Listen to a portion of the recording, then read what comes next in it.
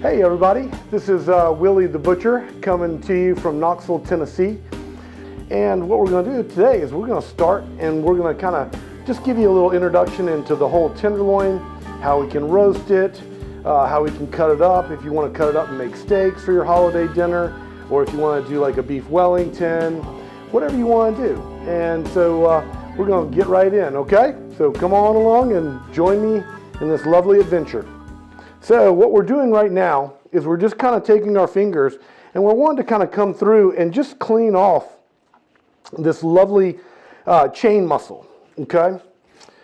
You can see right here, I don't really need a knife too much, but I'm just cleaning that off, right? So we get a nice little break from the actual tenderloin. Okay, so now I'm going to flip this over. And we're just going to kind of break this just right off right here. Then as we come down here, this part over here is what we call the heel or the head of the tenderloin. Okay, and we're just going to come right through and we're just going to slowly pull back some of this sinew and this fat and expose the lovely meat. So here we go. We've got the lovely chain taken off. Okay.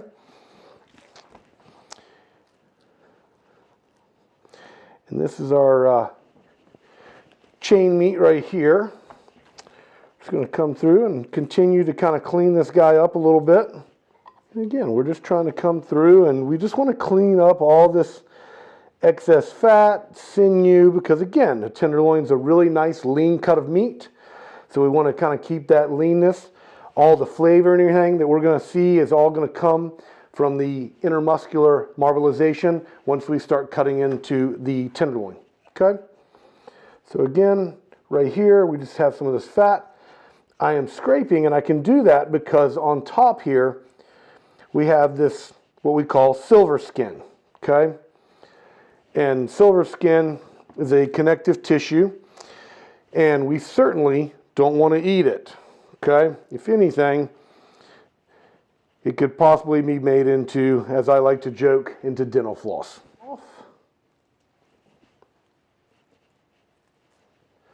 Lovely. To get all this last little bit of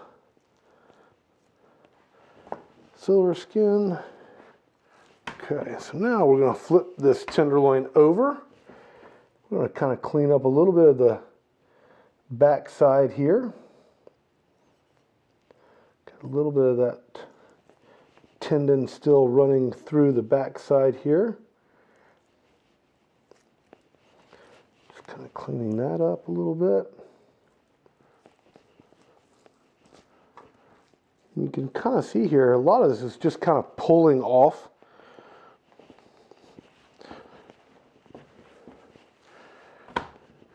For our lovely dinner and holiday dinner purposes, we have a beautifully fully trimmed up here, removed of the silver and anything that's undesirable.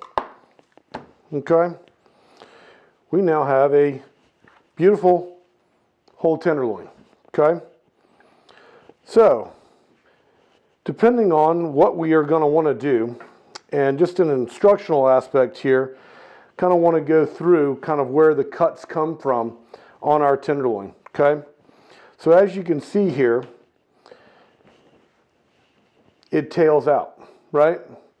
So this part right here, we're going to call the tail, okay? This is the tail. This is what we call the center cut, or the center Chateaubriand, you know? Everybody likes, this is what we want for like a beef Wellington. If we're, you know, taking it and stuffing it and rolling it up in some lovely puff pastry and then baking it. Okay, and then here we have the head. Okay, this piece we can remove, this heel part. Okay, we can remove this part off and we can take the beef Wellington even further. Okay, but what I like to keep these as my filet mignon. And then as we get down to this back end, we can still tie it up And we can cut these, and we can cut these into steaks, but I refer to these as tenderloin steaks, okay? Or butt end steaks, because this is the butt end of the tenderloin, okay? So for today's purpose, we're going to show you a couple different avenues and demonstrations on how to prep this lovely, beautiful tenderloin, okay? So first, if we're doing a roast, okay, we want to do a full tenderloin roast, one thing that we're going to do is we're going to come right here and we're just going to kind of slice right down through, but we're not going to cut all the way through. We're just going to kind of butterfly it, okay, leaving that still attached. You can see here, see, it's a nice cut, it's still attached, it's still together. And then what we would do is we come here and we take some lovely butcher's twine, okay? Go right underneath, come over, a little twisty. And we're just going to tie up this lovely tenderloin here, okay? So you can kind of see, and so forth, we would continue this all the way down the tenderloin if we're doing a whole tenderloin roast, okay? Now, the other thing that we can do as well is we can come here and we can just do a little bit. So you see now that tail, right, that we butterflied and tucked underneath, now it's all attached, right? So it's going to cook wonderfully even, okay? So if you're cooking this whole tenderloin and then you want to slice it, you know, for anywhere from 8 to 10 people, it's perfect, okay? Now, if you wanted to do a beef Wellington, right, you can continue to string tie, but you don't have to do it as tight or as, you know, close together, okay? One thing you could do is then once you get the tail tied up and attached, then you could do it a little bit wider down to, you know, the head or the butt, okay? And then what we're going to do is we're going to go ahead and we're going to cut this off, okay? And what we're going to do here is we're going to show you that right here we can just make a nice beautiful cut, okay? And we're going to open this up. So I love this. This is beautiful. See all this lovely intermuscular marbleization here? That is what we want. That's what we're looking for when we buy a beautiful tenderloin roast. We're looking for all that good, beautiful marbleization and flavor, okay? So what we would now do is we would take this lovely Chateaubriand or, you know, center cut tenderloin roast, and we would season it up. We would sear it off in the oven or in a pan, let it cool down, and then we can actually encrust it with some duxelle and then roll it up in puff pastry for a beautiful beef Wellington for your holiday dinner, okay? Now, the other thing that we can do as well from this piece, we can also take and cut some beautiful fillets. I always like to use the two finger. The two finger is always going to get you about a 6 to 8 ounce fillet, okay? So if we do the two fingers, we make a little mark right there, right? And then we just cut right through there, right? And if you need to at home, you can always take that first cut, measure it again, so you know you're getting the exact same size. And we just cut right down through, and boom, here we go. Look at that. These are some gorgeous, beautiful 6 to 8 ounce prime fillets.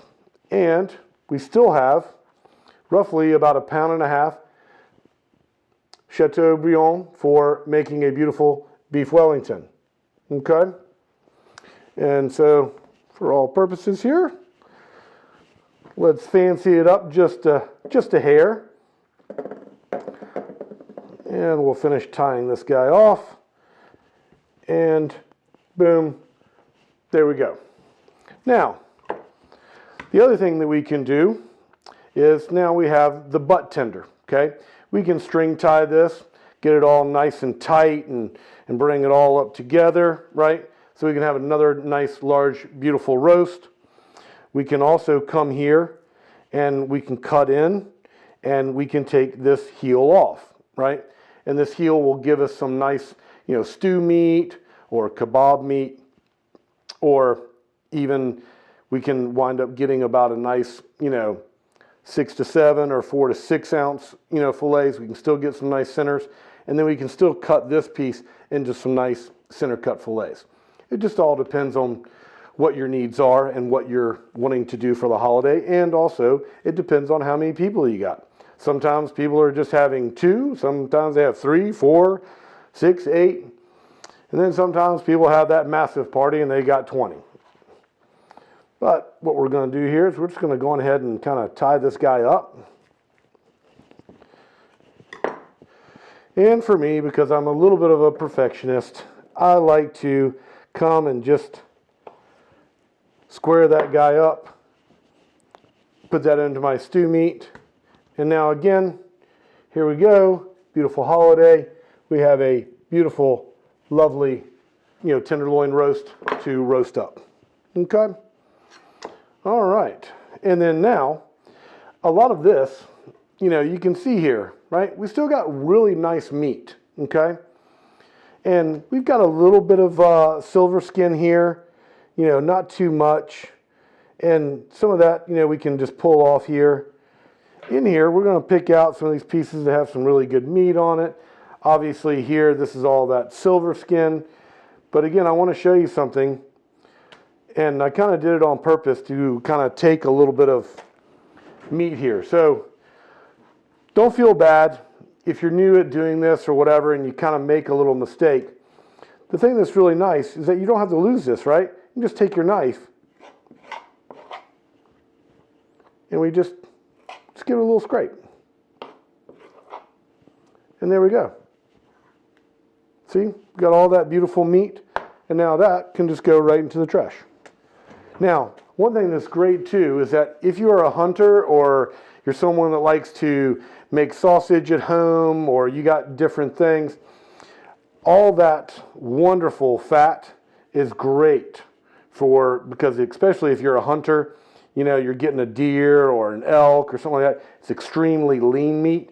You're not going to have a whole lot of fat, so you need fat, right? You can seal it up in your food saver or whatever, and then you can pull it out and you can grind that up, and it's great for making game sausage. Okay? So you can see here, we got a lot of nice meat in here, right? And so you can see we've got beautiful meat here. Got a little bit of sinew fat, we'll get rid of that. And the other thing that's really nice though is this will make some really great stew meat. Now this we'll put into the trash here, but for the most part, we've gotten a wonderful utilization here. So we have some really good meat here that we can make into some stew meat. We'll take this last little bit of sinew here. All right. Wonderful. So that's all we got for you today with the tenderloin from Willy's Butcher Shop. And stay tuned because we got some more wonderful information coming up with Willy's Rib Roast.